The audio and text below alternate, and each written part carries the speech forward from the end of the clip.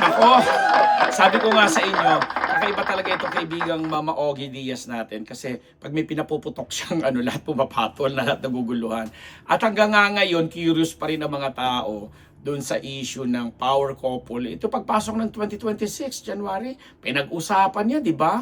Talagang lahat nag-trending, lahat na-curious ako.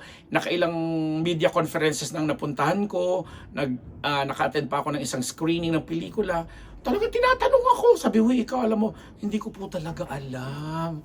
Although ang dami nang may mga sumagot, may mga nagtanggol na mga common friends nila. And unang-una na nga dyan na nasentro ay ang mag-asawang ang kaibigan natin si Papa Dingdong Dantes at saka si Marian Rivera. Tapos although hindi sila ang diretsang sumagot, may mga kaibigan sila. In fact, si Papa Dong nagpost siya ng picture na parang nang iinis, alam mo yon, yung parang ano-ano ngayon, sino may sabi, parang ganoon na may padila-dila pa yata or something. Na hindi naman sila yung power couple na sinasabi. And I believe power couple talaga sila. Tapos power couple din itong Dennis Trillo at saka Jeneline Mercado. Kasi talaga namang Jeneline, big star din yan. Si Dennis, di ba? Best actor, napakahusay din. And na-involved din naman sa intriga at parang isinangkot din doon at parang sila ang tinuturo dahil nga doon sa naging issue naman ni Jeneline doon sa supposedly or reportedly or allegedly mga in-laws niya na hindi daw nito binati during Christmas.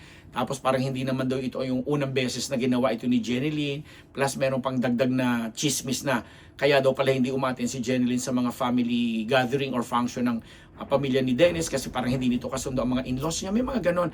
And to the rescue, of course, si Tita Becky Aguila na hindi lang isang manager, kundi parang second mom na rin siya ni Jeneline. Kasi kami for the longest time, since pumasok si Jeneline sa industry about 15-20 years ago, talagang si Tita Becky na yung nakakausap namin na humahawak sa kanya at tumulong sa kanya at tumutulong sa karera niya. And now na si Dennis ay under her management outfit. So normally, at of course si Dennis naglabas na rin siya ng pahayag, ng statement na sinabi wag gagawa ng issue ang kanyang mga magulang, wag naman pag-aawayin o pagsasabungin ng kanyang asawa at ang kanyang mga parents kasi unang-una hindi nga naman daw showbiz yung kanyang parents, plus hindi totoo yung issue kasi nagpo-post pa nga sila ng mga pictures na magkakasama sila. So si Jeneline on her part sa latest naming nabasa, ayaw na lang niyang patulan, ayaw na lang niyang pansinin, which is the right thing to do.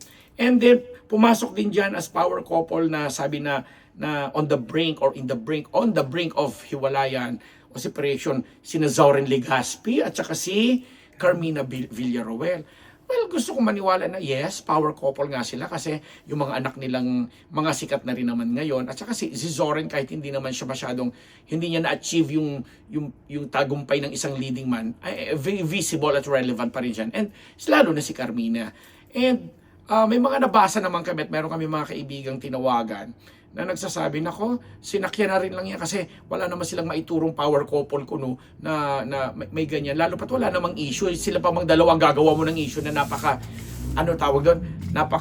open book ng relasyon nila sa showbiz. At lalo pat may mga dalawa nga silang anak na aktibo rin sa showbiz. So, scratch out na naman sila. So, hindi si Dingdong, hindi si Marian, hindi si Dennis, hindi si Jeneline, hindi si Carmina, hindi din si Zoren. Lumabas din ang pangalan nila Tony Gonzaga at saka Direk Paul Soriano. Pero naisip ako, si Tony Gonzaga pwedeng may power. Ay, kaya lang naalala ko bigla. Sinabi nga pala ni dati, may lumabas, di ba? Sila yung most powerful couple. Di ba? Ganun lalo nung kasagsagan ng mga BBM at chuchuchu ng mga intriga. Pero sige, i-categorize na nga rin natin sila sa ganun. But still, syempre, walang katotohanan. Dininay din po ng company na Direk Paul at saka ni kaibigang Tony Gonzaga na hindi sila ang power couple na tinutukoy na on the brink of separation. So again, scratch out. Hanggang sa kung saan-saan na napunta, kung kani-kanina ng couple, hanggang nabalitaan na lang namin kahit si Meme Vice Ganda at si Ayon Perez ay napalinya na rin daw na parang dahil hindi nga daw magkasundo di umano sa plano nilang finally magkaroon na ng mag-undergo na sila dun sa process ng pagkakaroon ng mga sariling anak nila, bla bla bla bla. parang may mahiwalayan o banggit. Meron din naman nagbanggit na ng pangalan ni Zara Geronimo at saka ni Mateo Gudicelli na kami mismo ang meron kasi kami, kaibigan kasi namin yung handler ngayon ni Mateo eh. Plus, madalas kong nakikita si Mateo dahil sa may mga meeting na nakakasama siya. Alam mo na. Ngayon,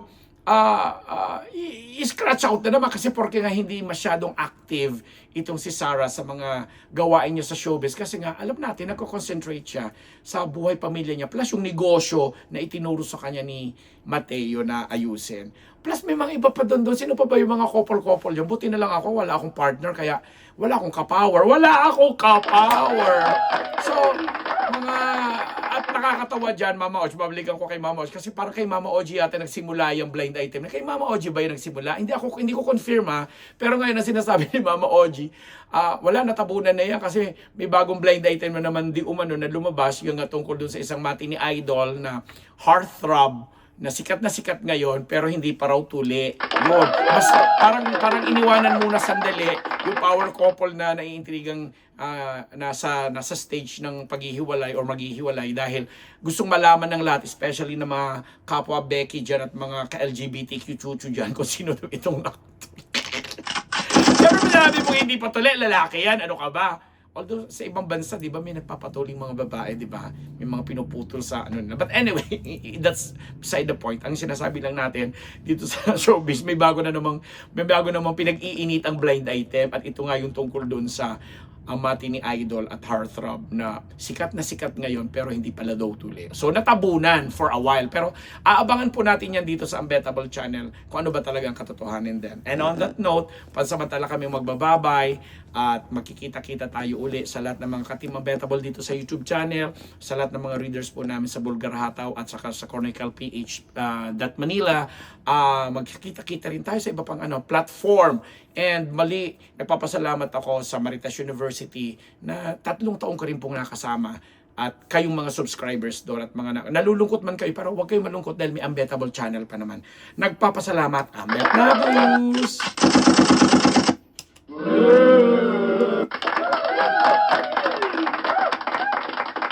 Ano na?